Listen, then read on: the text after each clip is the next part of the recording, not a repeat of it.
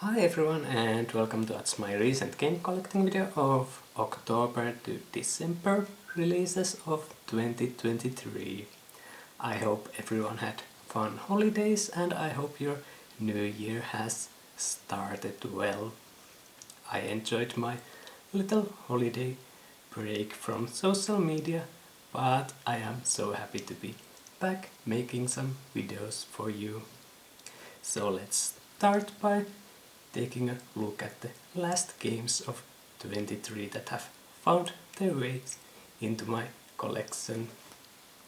Starting with the only October release that I have, Spider-Man 2.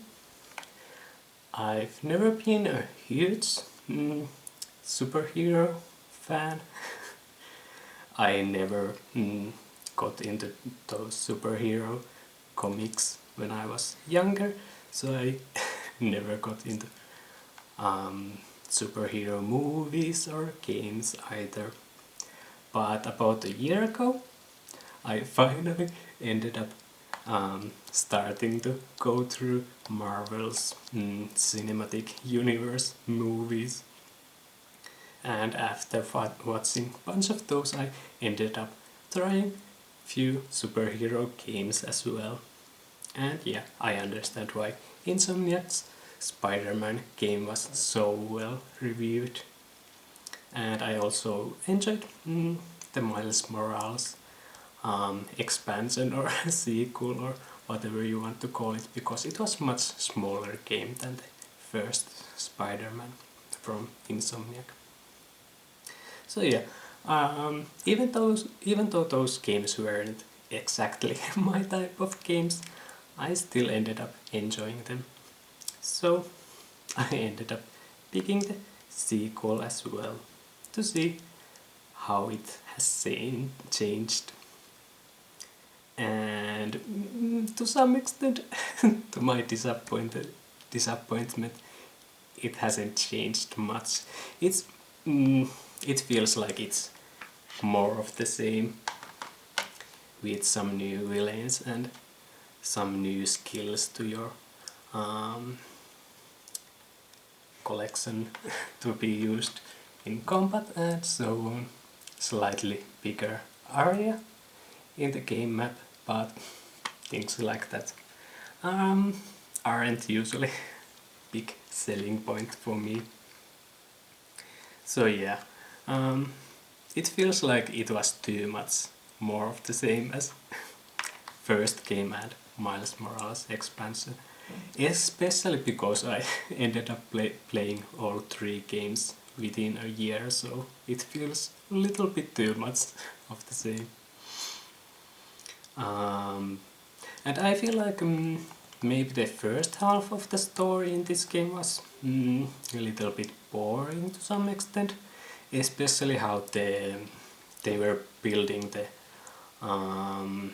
distance between Peter Parker and Miles Morales during the first half of the story. It felt mainly just awkward. But as soon as Venom gets introduced in the story, I felt like at that point things got more interesting. Maybe it's simply because I like Venom's visual design and I find that villain quite interesting. So yeah, of the story I enjoyed second half much more than first half, and gameplay wise it's more the same as the previous games. So yeah, I guess you enjoy it or not. For me personally, I did enjoy it, but it's too repetitive style of gameplay. But yeah, next to November releases, starting with Ryuga Gotoku 7 Gaiden, or Like a Dragon 7 Gaiden, Man Who Erased His Name. I was quite surprised to get this kind of as the name implies, Gaiden meaning side story. So it is like a side story to Ryuga Gotoku 7, in the sense that it kind of shows what happened to Kiryu during the Ryuga Gotoku 7, which had new main character and so on. So it's much smaller game, as you are expecting from Ryuga Gotoku game, but I suppose it's very understandable because it released only like couple months before Ryuga Gotoku 8, which released last week. My copy was shipped this morning from Japan. Maybe I'll get to play it at the end of the week or at least next week. But yeah, it was quite fun to get at least one more Ryuga Gotoku game with Kiryu as your main character, and with this more action-based combat system compared to the new style that was introduced in Ryuga Gotoku 7 and Ryuga Gotoku 8, continuing the turn-based RPG combat style. I do enjoy both, so I don't mind as which combat style they keep continuing forward. But yeah, even though it's much smaller game than you expect from Ryuga Gotoku games, I feel like it worked perfectly. Maybe Ryuga Gotoku games, especially if you plan to do everything, those games can be a little bit too overwhelming, so I felt like this was perfect little snack before getting into Ryuga Gotoku 8. And especially the story had at the end quite impactful scene with Kiryu seeing some characters from his past. I can't talk about that scene without crying, so maybe it's better to stop there. But yeah, I did enjoy the story of that little side story game. But yeah, let's now continue to next game. Yohane the Parhelion plays in the Deepblue, which I got as this huge limited edition.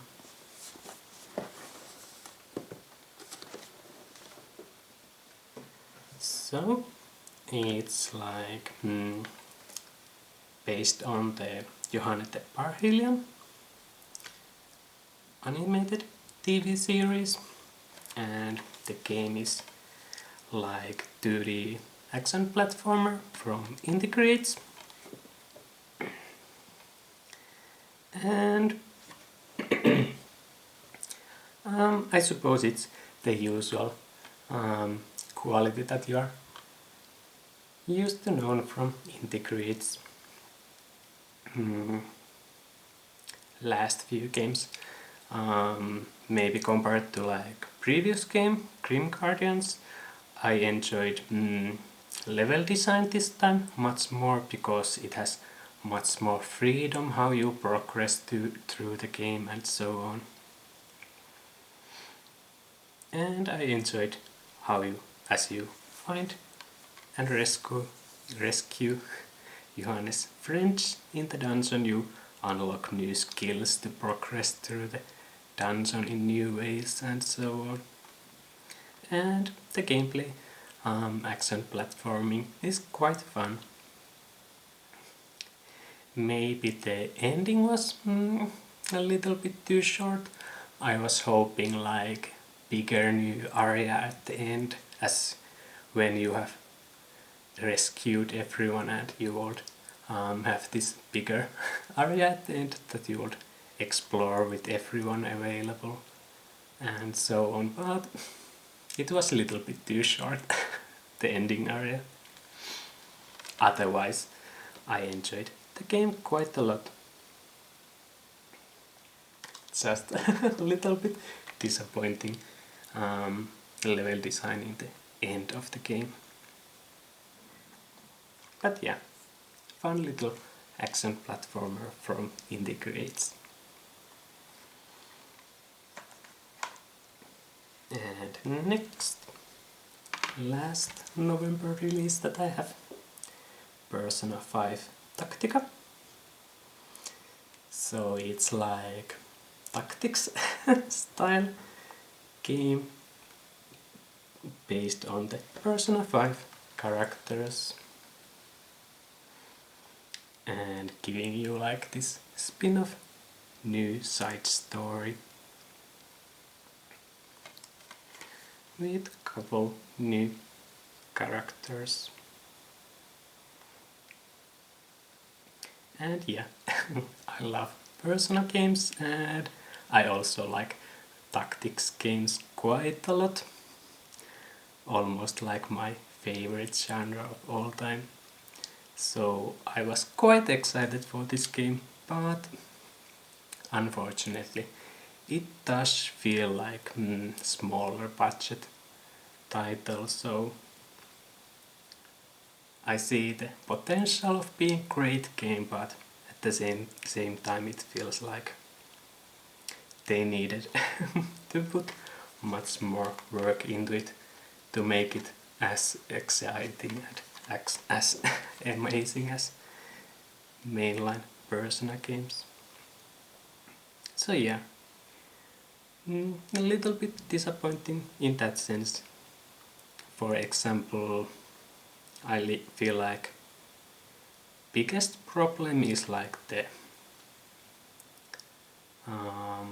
very little variety when it comes to like enemies, because there's only like few different enemy types. It makes majority of stages feel very similar to each other, so it feels like you are playing almost same stages over and over again, because there's so little variety to enemy design and also to the level design to some extent. I feel like some of the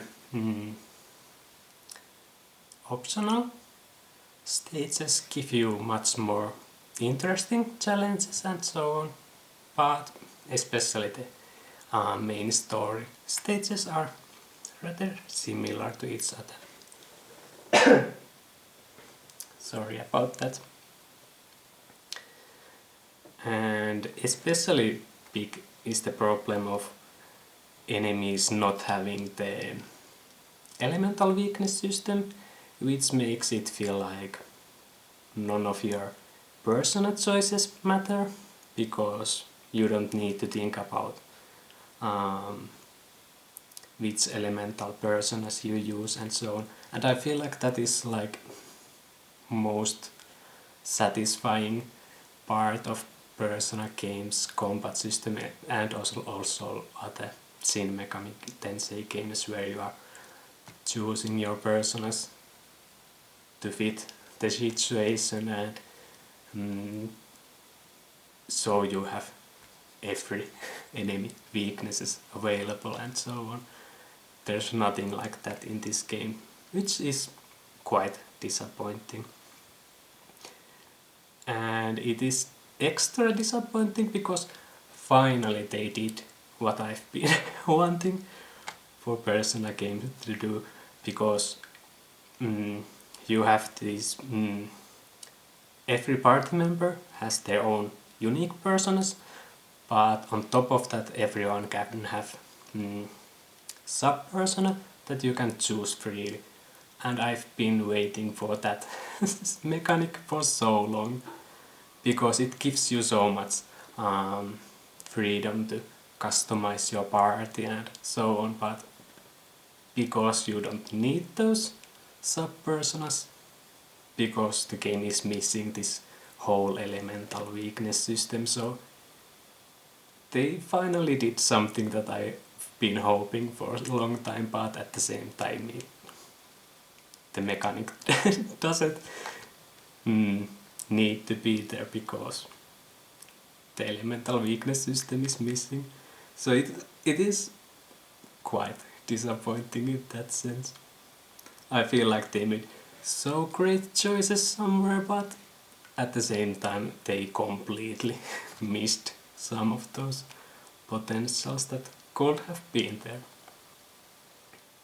And yeah, story-wise, I feel like the first half of the game was a little bit boring, because I was expecting her. I already forgot the names of the new characters. I'm terrible with names. But I was expecting her to be like the leading character of the new story, because she is the new playable character and so on. But actually he ends up being the new kind of like leading character, which felt a little bit weird at first. But he was like connected to every villain that you meet, and he's much less interesting character than her in the beginning of the game, but as soon as you get to the point in the story where you learn how the two new characters are connected to each other, at that point you understand why they chose the roles in that order. And especially the personal reveal scene is quite amazing scene. So in the story, even though it starts a little bit slowly, it had quite amazing scenes as well. So yeah, in the end I can see the potential there in this game, but unfortunately it is more like budget title game, so unfortunately it's not as amazing as it could have been if it had budget of like bigger Persona game. But yeah, enough of that game already. Let's get to the only December release and last game here. DoDonPachi DaiOuJou Re Incarnation, which I also got as this huge limited edition.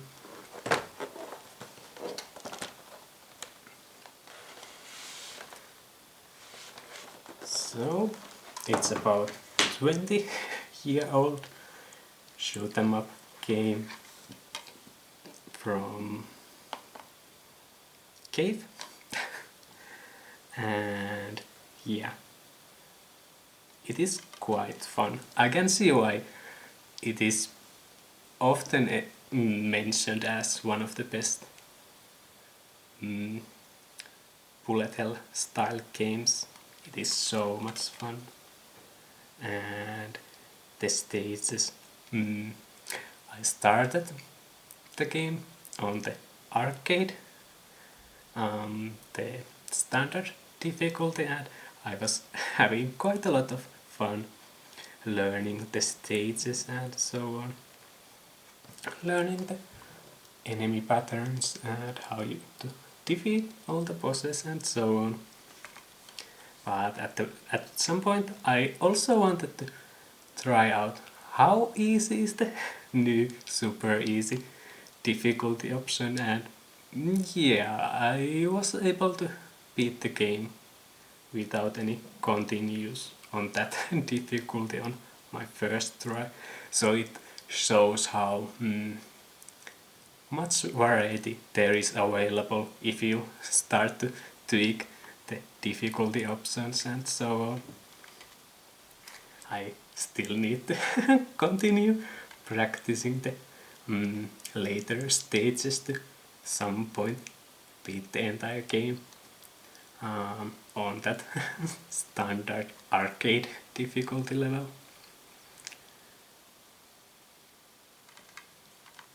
But yeah, it is quite fun how they added to this new reincarnation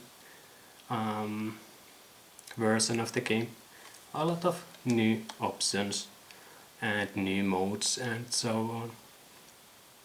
So it gives quite a lot of ways to practice for the harder difficulties that the genre is so well known for.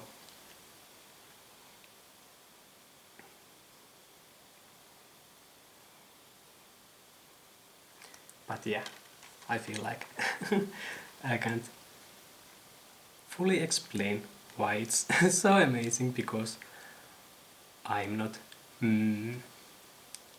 I'm more like new player to the genre. I'm not veteran at all.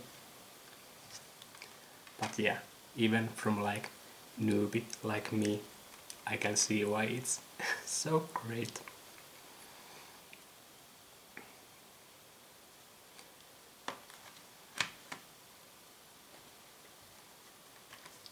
But yeah, I guess that's everything.